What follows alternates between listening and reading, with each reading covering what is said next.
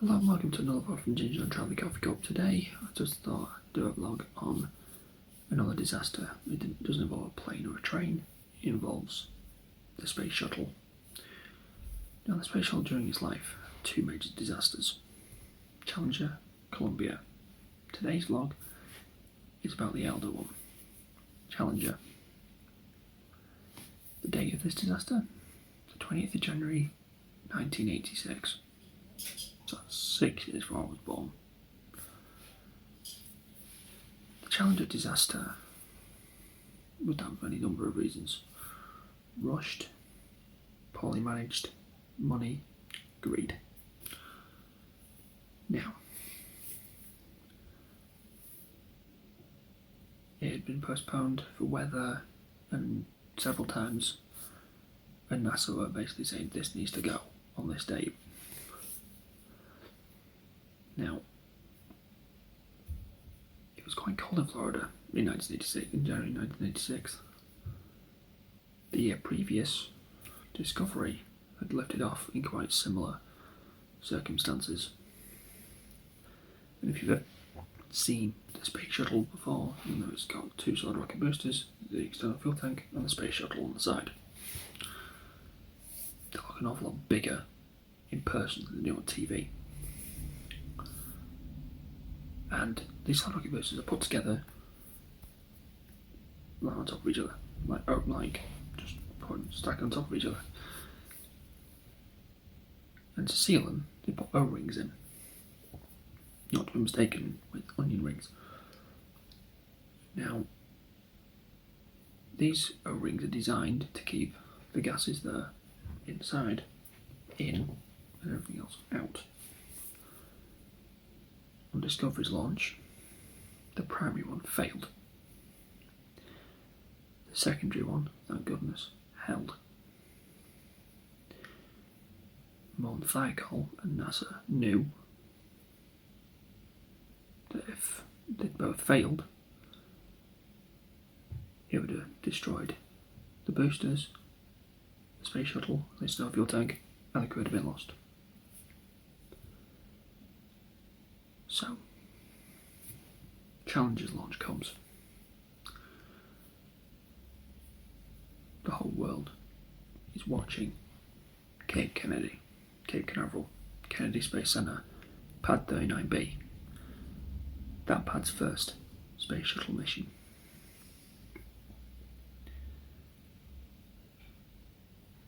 It's been freezing cold. And the night before it dropped to -8 degrees. Not weather for flying. If you watch the television pictures of the day, it was beautiful, but it was cold. And NASA knew this.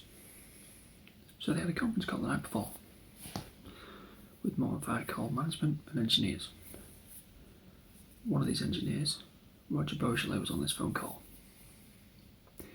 And he basically said, you saw what happened to Discovery's O-rings.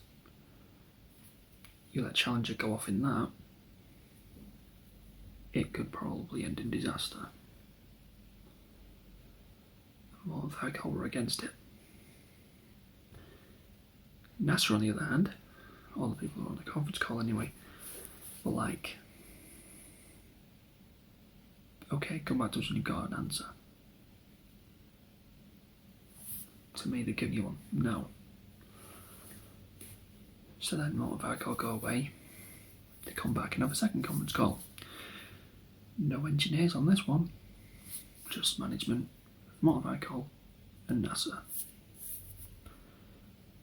Mon Thiokol turned around to NASA and went to go for launch. NASA didn't even question why they changed their mind.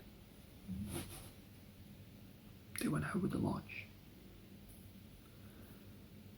The astronauts' families were at the viewing station at Cape Canaveral, watching their loved ones go up in a space shuttle. The whole world was watching. And Roger Bush had been ignored. Now, everything told Roger Beaujolais. The weather conditions, the O-rings have failed. The boosters aren't going to be able to function properly. It's going to go up on the launch pad.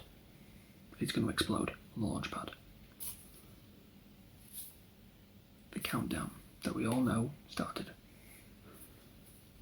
10, 9, 8, 7, 6, main engine start, 4, 3, 2, 1. What Roger Beaujolais thought would happen did. The space shuttle lifted off from pad 39B, commenced its roll, where it'd flip up onto its side and go up like that. Now, when a space shuttle used to go up, when the main engines fired on the shuttle, it would do that. Like the whole thing would just tilt and come back. Now this phenomenon was named the Twang, because that's what it does, it looks like a twang. They would fire, come back to level. As soon as they come back to level, it reaches 0. The explosive bolts that hold the SRBs, solid rocket boosters, to the pad fire instantaneously. Once you light them, you can't stop. Up it goes. Now, there was a camera fixed on the right solid rocket booster of Challenger, and it saw quite an ominous sign. Thick, black puffs of smoke. The O-ring had been breached. Not the primary, but the secondary as well. Superheated gas was now escaping the SRB. Challenger's fate was sealed. However, the solid rocket fuel had been recently upgraded to include aluminium. Now, aluminium in rocket fuel produces this byproduct called slag. And it's like chunks which normally get blasted out the bottom like no tomorrow. But a piece of slag lodged itself into where the O-ring should be, the field joint. And as a result, the puffs of smoke stopped. Challenger commences its roll program. And the shuttle's going at 104% throttle. And they get to a part of the launch process called MaxQ. This is basically when the pressure is at its greatest on the outside of the shuttle. So they throttle it down so it doesn't disintegrate. And the shuttle goes down to around 65% throttle. At that point, the shuttle hit a very, very heavy patch of wind shear, which knocked it sideways. A couple of seconds later, Challenger is given the command to throttle up to back to 104% of thrust. The commander of the flight radios back, go with throttle up. This is the last command heard from Challenger. At 73 seconds, the slag has been dislodged. Superheated gas can be seen escaping from the field joint. Where this field joint was probably didn't help the situation.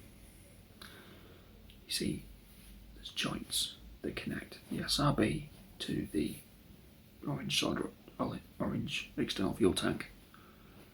Now superheated gas is burning it. And this external fuel tank is full of fuel. It burns through the joist.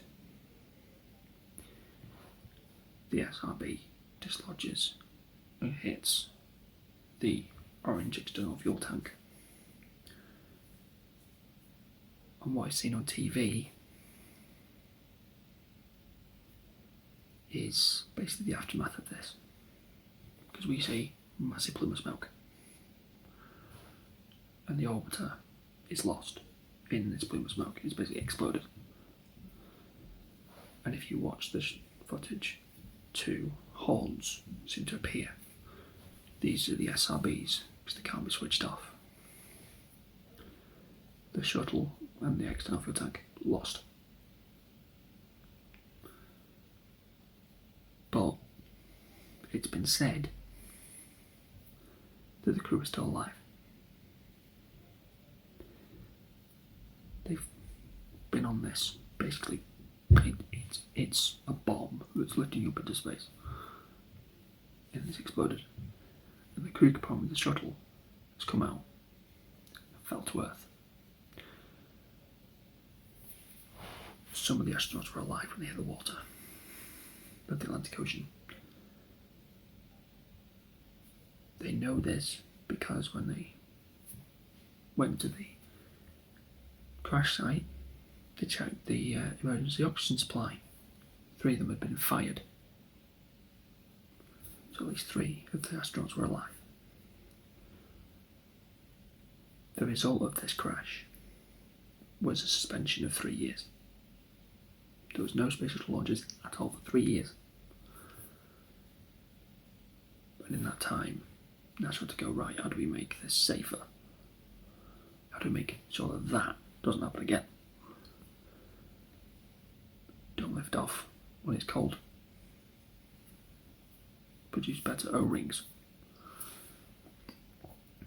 And after 3 years, the shuttle came back. But the idea of the shuttle was always to be routine space travel. It was never going to be routine after that. And the shuttle kept going for years and years onwards. Until another disaster happened. One that we're going to get into in the next vlog that I do in the series. But what do you think caused, or what do you think were the main reasons why it happened? Did NASA underestimate the weather?